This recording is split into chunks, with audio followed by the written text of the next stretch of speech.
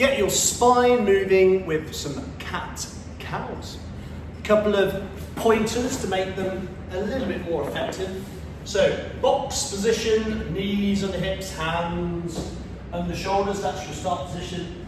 Cat meow is this position here.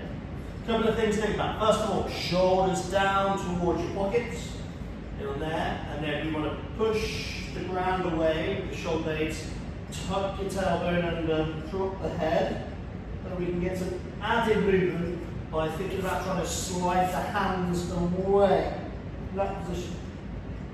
The opposite, the cow, arch the back, look up, drag the hands back towards the knees. So you're trying to drag back here and just move from one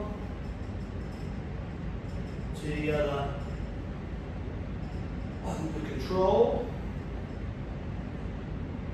Trying to get as much range in both directions as possible. Then, once you've got the drags and the range, you can start adding breath in. So, as we go to our cat, we exhale. We go to our cow. Breath in.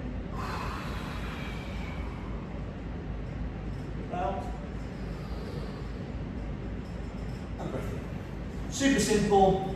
Just get your spine moving after spending a whole day sat down at work.